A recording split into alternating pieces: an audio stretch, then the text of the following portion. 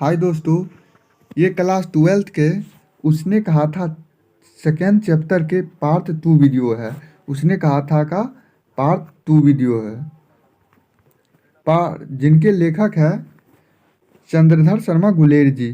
पिछली वीडियो में हम लोग जाने थे कि चंद्रधर शर्मा गुलेरी जी के बारे में परिचय। आप अभी तक हमारे उस वीडियो को नहीं देखे हैं तो आप हमारे चैनल में जाकर उस वीडियो को ज़रूर देख लीजिएगा। इस वीडियो में हम लोग बात करने वाले हैं उसने कहा था कहानी के क्वेश्चन आंसर के बारे में, जो कि आपका 13 क्वेश्चन आंसर है। इस वीडियो में हम लोग पूरा क्वेश्चन आंसर के बारे में जानने वाले हैं, तो आप वीडियो को बिना स्किप किए हुए पूरा देखिए। वीडियो थोड़ा लंबा हो सकता है, लेकिन मैं आपको सारा क्वेश्चन का आंसर देकर जाने वाला हूँ। देखिए, एग्जाम में 2 या 5 नंबर के पूछे जाते हैं, दीर्घ और शॉर्ट में पूछे जाते हैं ये क्वेश्चन, जो कि आपको काफ़ी इंपॉर्टेंट रहने वाला है। इसमें आपका पहला प्रश्न दिया गया है, उसने कहा था कहानी कितने भागों में बटी हुई है। कहानी के कितने भागों में युद्ध का वर्णन है। चलिए इसका उत्तर हम लोग जानते हैं। पहला प्रश्न का उत्तर है आपका, ये कहानी 5 भागों में बांटी गई है। देखिए, यहाँ से आप लोगों का ऑब्जेक्टिव भी बनता है कि उसने कहा था कहानी कितने भागों में बटी गई है।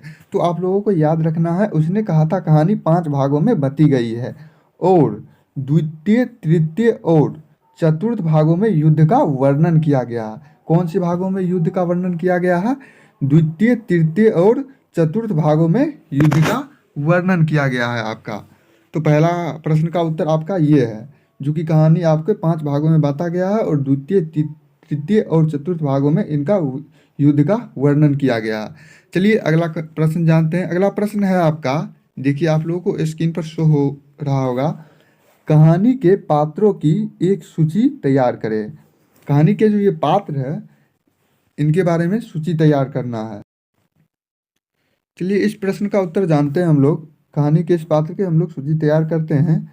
देखिए, कहानी में कई पात्र हैं जिसमें से कुछ प्रमुख और कुछ मौन है। जो कहानी जो है उसमें कुछ प्रमुख जो कि काफ़ी इम्पोर्टेंट पात्र है और जो कि कुछ मौन पात्र है। ठीक है, जिसमें देखिए लाना सिंह नायक, जिसमें लाना सिंह है ये कहानी के प्रमुख पात्र है, जो कि इन पर ही आधारित ये कहानी है। ठीक है, सूबेदारनी हजारा सूबेदार हजारा सिंह, बोधा सिंह जो थे वो सूबेदार का बेटा कौन थे? ये जो बोधा सिंह थे वो सूबेदार का बेटा थे इस कहानी के। देखिए, अतर सिंह लड़की के मामा थे। कौन थे इस कहानी में? अतर सिंह जो थे वो लड़की के मामा थे। और देखिए यहाँ पर और है महासिंह, वजीरा सिंह, लपतन साहब आदि इस कहानी के प्रमुख पात्र है। तो ये सब इस कहानी के प्रमुख पात्र है, जिनमें मेन इनका जो प्रमुख संबंधित है जो कि नायक है इस कहानी के लाना सिंह है। ठीक है, चलिए अगला प्रश्न जानते हैं। प्रश्न नंबर 3। प्रश्न नंबर 3 आप लोगों को देख रहे होंगे। प्रश्न नंबर 3 दिया गया है, लाना सिंह का परिचय अपने शब्दों में दे। दोस्तों हम जो ये जो बता रहे हैं क्वेश्चन आंसर आप लोग कॉपी में नोट कर सकते हैं, जो कि आप लोग याद कर कर आसानी से एग्जाम में दे सकते हैं इसका उत्तर। ठीक है, तीसरा प्रश्न है आपका, लाना सिंह का परिचय अपने शब्दों में दे। लाना सिंह का परिचय अपने शब्दों में देना। देखिए, चलिए इस प्रश्न का उत्तर हम लोग जानते हैं। आप लोगों के ये प्रश्न का उत्तर आप लोगों का दिया गया है, लाना सिंह एक वीर सिपाही है, जो कि आप लोगों को पता होगा। इस आप लोग कहानी पढ़े होंगे। लाना सिंह एक वीर सिपाही है।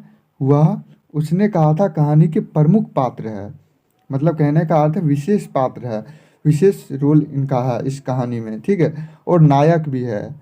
लेखक के कहानी में उसके चरित्र के पूरी तरह उभारा गया है जो निम्नलिखित है। उनके चरित्र के बारे में पूरा तरह निहारा गया है, जो बताया गया है उन जो हमारे इस वीडियो में निम्नलिखित है।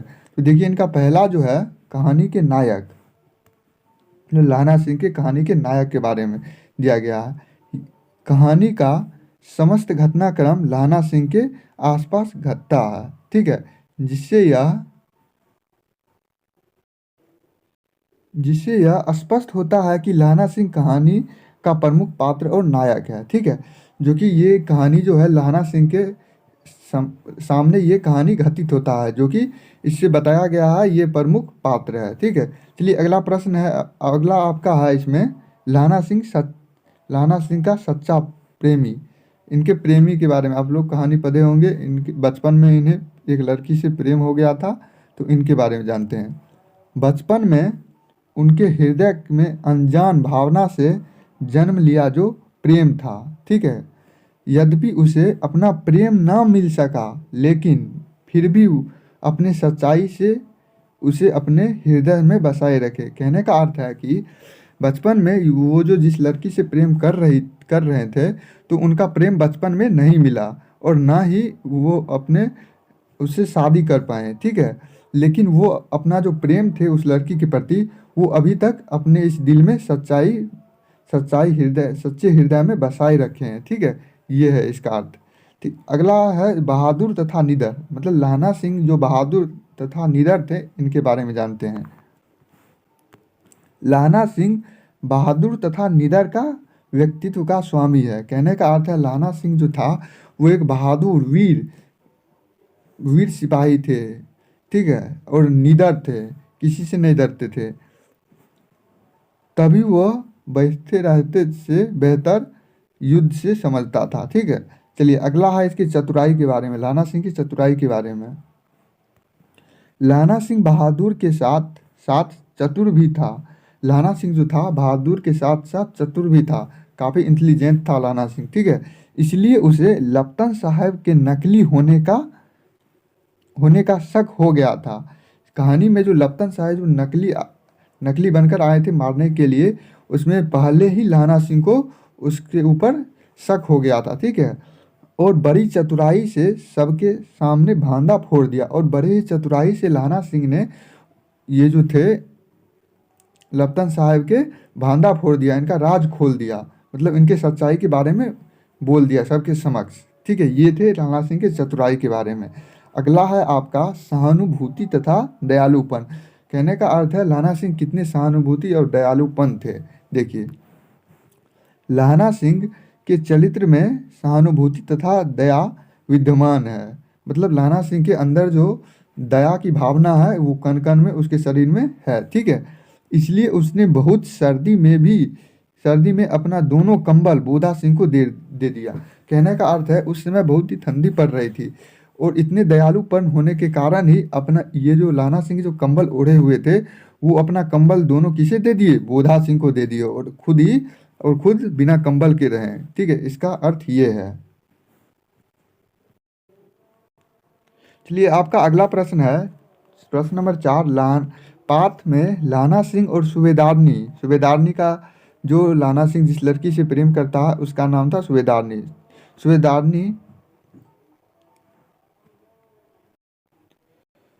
सुबेदारनी के संवादों को एकत्र करें। प्रश्न फिर से मैं रिपीट करता हूँ, पाठ में लाना सिंह और सुबेदारनी के संवादों को एकत्र करें। देखिए इस प्रश्न का उत्तर है आपका, पाठ में लाना सिंह और सुबेदारनी के बीच जो संवाद है वह निम्नलिखित है। कहने का अर्थ है उसका एक तरफ से संवाद देंगे हम इस वीडियो में, और एक तरफ से इनके बारे में चलिए जानते हैं इनके संवाद और विवाद के बारे में। इनके संवाद जो थे, देखिए बचपन का संवाद। देखिए तेरा घर कहाँ है, ये कौन बोल रहा है यहाँ पे, ये जो बोल रहा है वो लाना सिंह बोल रहा है उस लड़की को कि तेरा घर कहाँ है। मंगरे में, लड़की बोल रही है मंगरे में, सुबेदारनी बोल रही है मंगरे में, और तेरा, सुबेदारनी पूछ रही है लाना सिंह से, तब तेरा कहाँ है, तो लाना सिंह ने बोला माझे में। कौन बोल रहा, लाना सिंह बोले माझे में। तो फिर से यहाँ से लाना सिंह पूछ रहा है यहाँ कहाँ रहती हो। कहने का अर्थ है लाना सिंह पूछ रहे हैं यहाँ जो तुम दिखी हो मुझे, यहाँ कहाँ रहती हो। तो सुबेदारनी ने बोली अतर सिंह के बैठक में, वो मेरे मामा होते हैं। अतर सिंह जो थे वो सुबेदारनी के मामा जी होते हैं, ठीक है। और आगे इसमें है मैं भी मामा के यहाँ हूँ। ये कौन कह रहा है, लाना सिंह कह रहा है कि मैं भी यहाँ मामा के यहाँ हूँ। उनका घर गुरु बाजार में है। लाना सिंह बोल रहा है कि मैं भी यहाँ मामा के यहाँ हूँ, और मेरे मामा जी का घर जो है वो गुरु बाजार में है, ठीक है। इतने में दुकानदार जो सामान लेने के लिए गए थे, लड़की ने मुस्कुराकर पूछा, लड़के ने मुस्कुराकर पूछा। देखिए, तेरी कुरमाई हो गई? किसने पूछा? लाना सिंह ने सूबेदारनी से पूछा कि तेरी कुरमाई हो गई। यहाँ पे कुरमाई का अर्थ है विवाह, शादी, कि तेरी शादी हो गई। इस पर देखिए, इस पर लड़की कुछ आंखें चढ़ाकर धत्त कहकर भाग गई। कौन? सूबेदारनी ने। जब लाना सिंह ने उस लड़की से पूछा तेरी कुरमाई हो गई, तो उस सूबेदारनी ने लाना सिंह को आंख चढ़ाकर, मतलब कहने का अर्थ है आंख दिखाकर धत्त कहकर भाग गई। ठीक है। लड़के ने फिर पूछा तेरी कुरमाई होगी? लड़के ने थोड़े थोड़े आगे जाकर फिर से उस लड़की को पूछा तेरी कुरमाई हो गई? और उत्तर में वही धत्त पाया। फिर से वही उत्तर लाना सिंह को मिला, धत्त। ठीक है। अब देखिए, एक दिन लड़के ने वैसे ही हंसी में चिढ़ाने के लिए, लाना सिंह जो थे वो हंसी में चिढ़ाने के लिए पूछा, तब लड़की लड़के के संभावना के विरुद्ध बोली हाँ हो गई। लाना सिंह ने एक दिन हंसी के मजाक में उससे पूछा कि तेरी कुरमाई हो गई? तो उस दिन सूबेदारनी ने बोल दी हाँ हो गई। तो लाना सिंह ने पूछा कब हुई? तो यहाँ पे सूबेदारनी ने, देखिए यहाँ पे बोली है, देखते नहीं या रेशम से गधा हुआ सालू। मतलब कहने का अर्थ, सूबेदारनी लाना सिंह को कहते हैं कि देखते नहीं ये रेशम से गधा हुआ सालू, लड़की भाग गई। इतना कहकर लड़की भाग गई। आगे आपका है सूबेदार के घर का संवाद। उसी प्रश्न का उत्तर सूबेदार के घर का संवाद, जो कि युद्ध के समय में बोला गया था। देखिए, मुझे पहचाना। युद्ध के समय में लाना सिंह ने उस लड़की फिर से मिला और तब बोला कि मुझे पहचाना नहीं। लाना सिंह ने बोला उसे, उस सूबेदारनी को, मुझे पहचाना नहीं, तेरी कुरमाई हो गई, कल हो गई, देखते नहीं या रेशम से गधा हुआ सालू। ऐसा लाना सिंह ने बोला। ठीक है।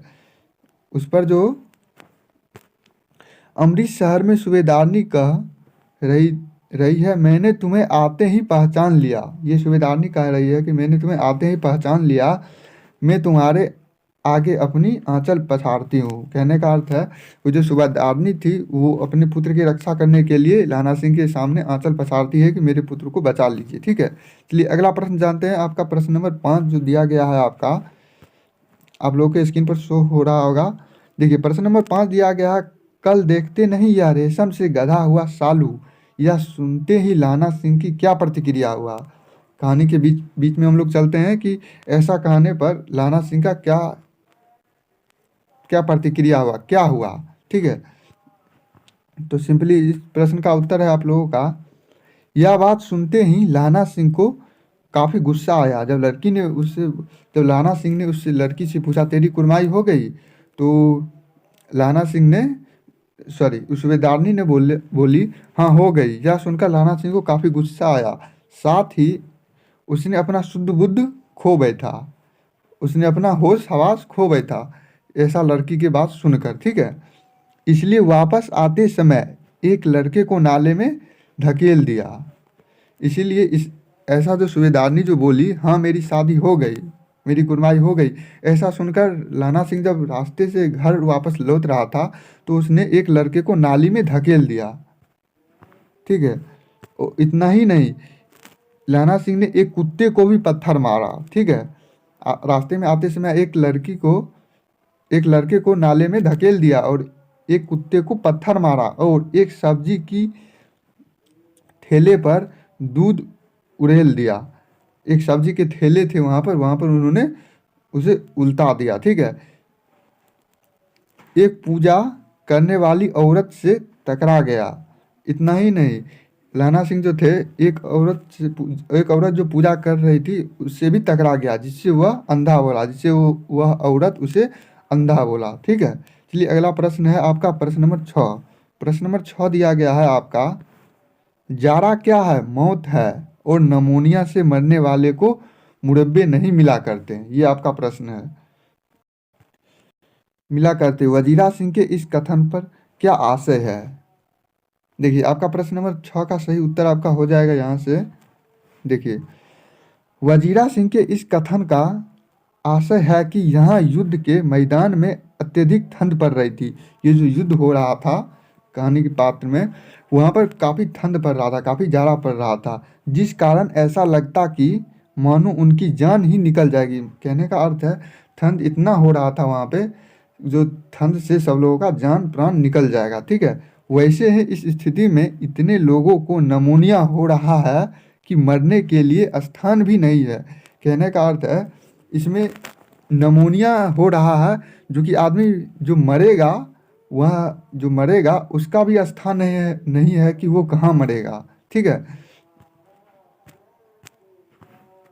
अब देखिए आपका अगला प्रश्न है प्रश्न नंबर 7। प्रश्न नंबर 7 आप लोगों का दिया गया है, कहती है तुम राजा हो, मेरे मुल्क बचाने आए हो। वजीरा के इस कथन में किसकी ओर संकेत है? देखिए इस कथन में, इस प्रश्न का उत्तर है आपका वजीरा के इस कथन में फ्रांस की मेम की ओर संकेत है। इस प्रश्न का उत्तर हो जाएगा वजीरा के इस कथन में फ्रांस की मेम की ओर संकेत है। ठीक है, आपका अगला प्रश्न है प्रश्न नंबर 8। आपका प्रश्न नंबर 8 जो है दिया गया है, लाना सिंह के गांव में आया तुर्की मौलवी क्या कहता था?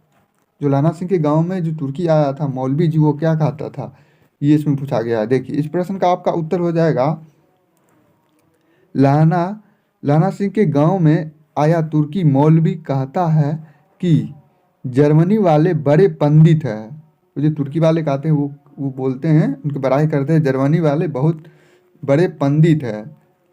ठीक है, वेद पाठ कर विद्वान चलाने की विद्या जान गई।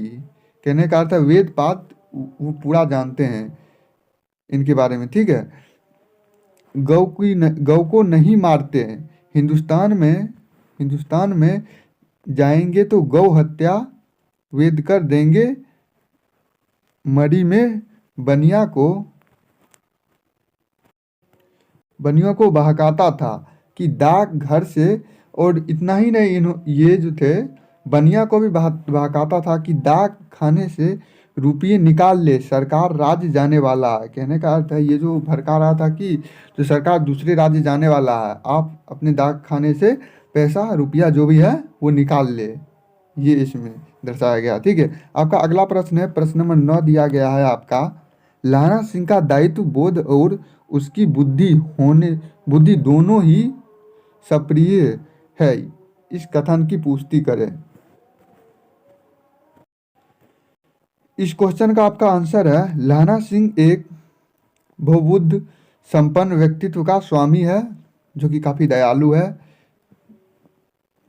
उसके चरित्र में विद्यमान गुण समस्त कहानी में दिखाई पड़ती है। कहने का अर्थ है ये जो लाना सिंह है उसके समस्त गुण और पराक्रम के बारे में इस कहानी में दिखाया गया है। ठीक है, लेकिन उनका दायित्व बोध और बुद्धि दोनों सराहनीय है। कहने का अर्थ है उसका दायित्व और बुद्धि जो है काफ़ी अच्छा है, जो कि इस कहानी में उन्होंने मुख्य पात्र निभाया है। वो बचपन में एक लड़की से मिला और उससे हृदयगत प्रेम कर बैठा। ठीक है, ये जो लैना सिंह जो थे वो बचपन में एक लड़की से मिला जिससे वो प्रेम कर बैठे थे। ठीक है, यद्यपि वह न अपना प्रेम प्रकट कर सका और ना ही उस लड़की को पा सका। कहने का अर्थ है ये जो लाना सिंह जो था उस लड़की के सामने ना ही अपना प्रेम प्रकट कर सका और ना ही उस लड़की को पा सका। कहने का अर्थ है उस लड़की से शादी कर सका। ठीक है, फिर भी कई वर्षों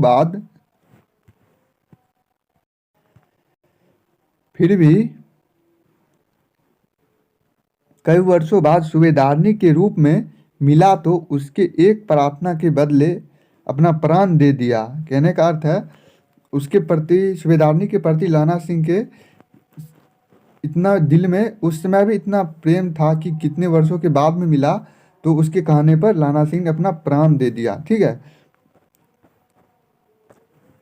यह उसका दायित्व बोध ही था जिसे उसने मरकर भी पूरा किया। ये जो लाना सिंह का दायित्व था, उसका वचन था जो कि उस लड़की के सामने अपना दायित्व को पूरा किया, मरते मरते अपने दायित्व का पूरा किया। वह जब नकली लपटन साहब धोखे से कुछ सिपाहियों को फौज में दूर भेज देते हैं तो लाना सिंह अपनी बुद्धि के बल पर उनकी बुद्धि के बल पर उनकी असलियत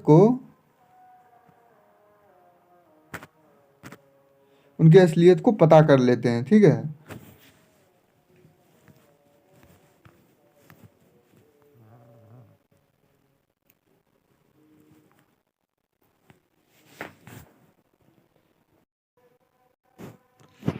भांप लेता है और फिर उसे सबक भी सिखाता है, मतलब उसके बारे में जान लेता है और उसको सबक भी सिखाता है। देखिए आपका अगला प्रश्न है, प्रश्न नंबर 10 दिया गया है आपका।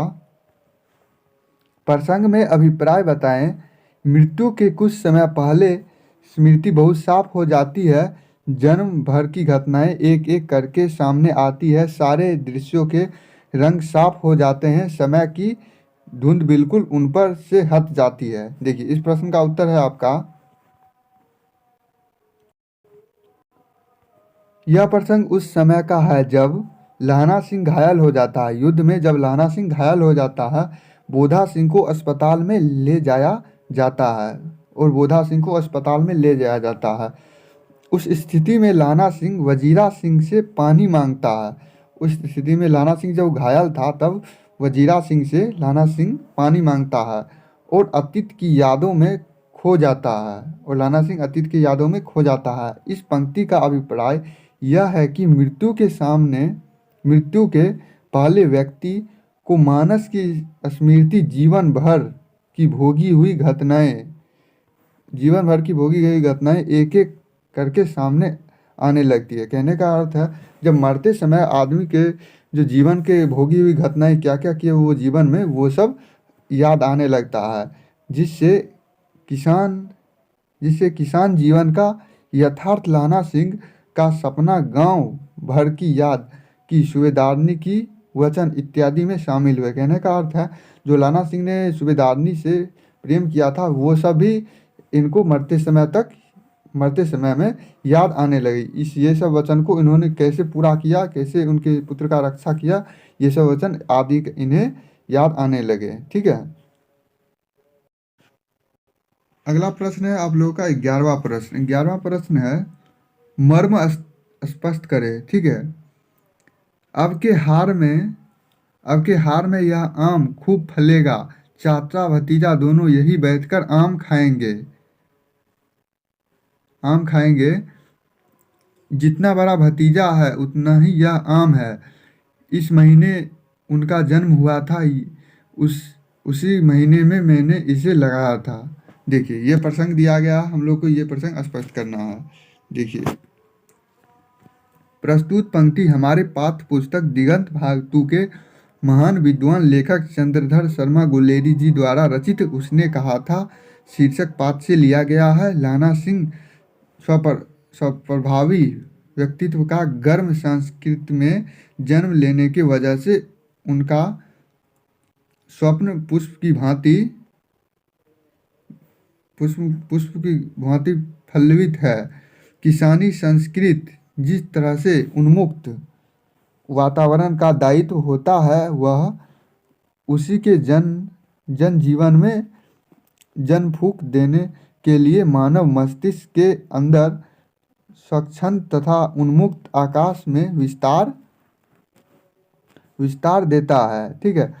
सुखद स्वप्न का साकार ना होना हृदयगत। कहने का अर्थ है वो जो स्वप्न देखा था उस लड़की से शादी करने का, उसके सामने अपना बात रखने का, वो सब ये नहीं कर पाया। ये सब इसमें दर्शाया गया है। देखिए हृदयगत भावनाओं का जहाँ ठेस पहुँचती है, मतलब कहने का अर्थ है वहाँ पर उनको ठेस पहुँचा था।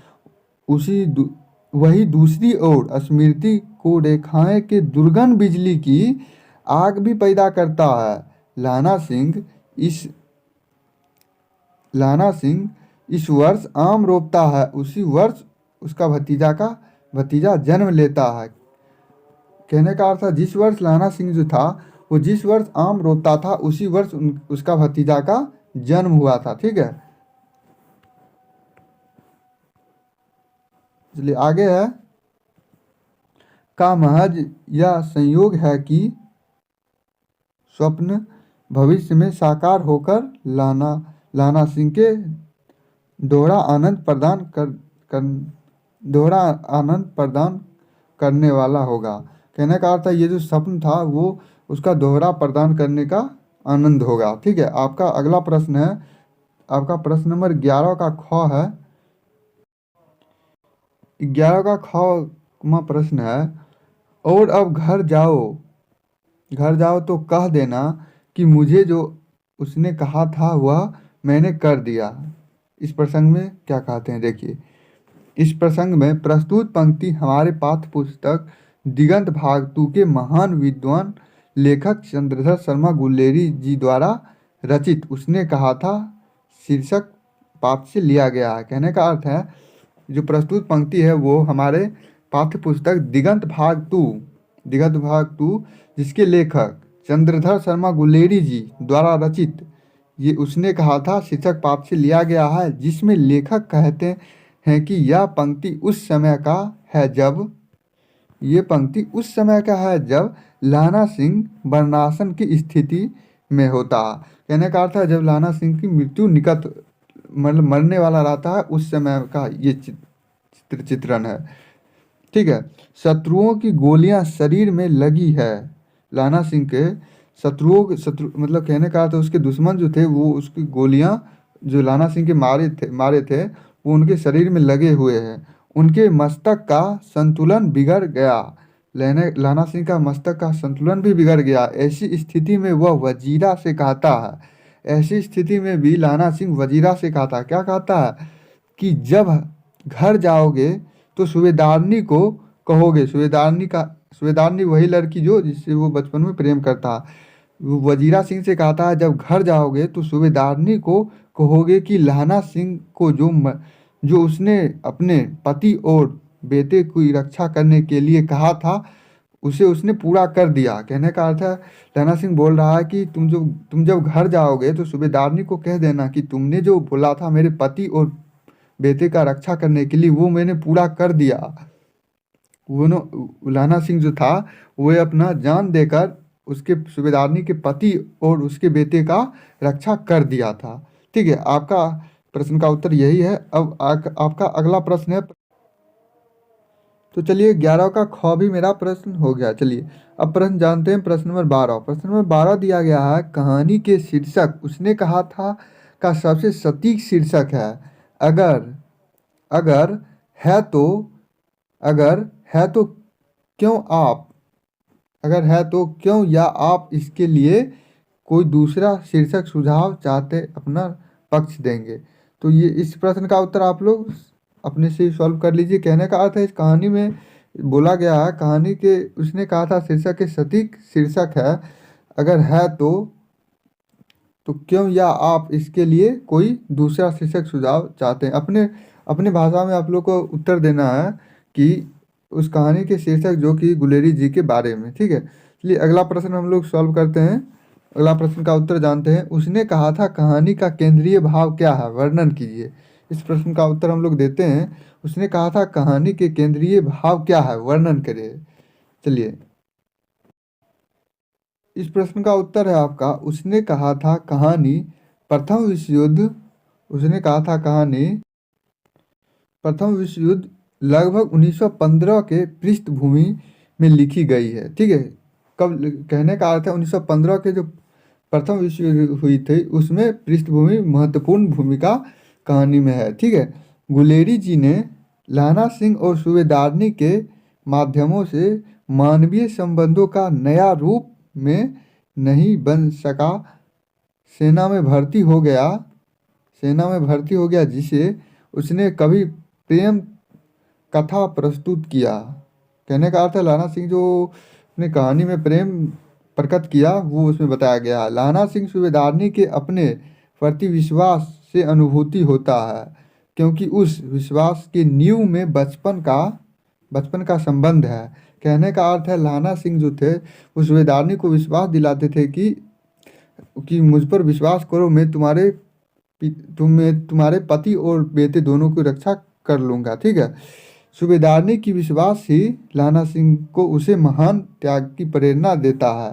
सूबेदारनी की जो विश्वास है वही लाना सिंह को महत्वपूर्ण त्याग देता है। कहने का अर्थ है इसमें कहानी में बताया गया है लाना सिंह के जो विश्वास है वो जो सूबेदारनी के प्रति जो है वही इस कहानी में लाना सिंह को महान बनाता है।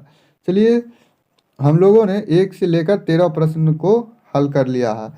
अब अगले पार्ट में, पार्ट 3 वीडियो में हम लोग, उसने कहा था कि पार्ट 3 वीडियो में हम लोग जानेंगे ऑब्जेक्टिव प्रश्न उत्तर के बारे में।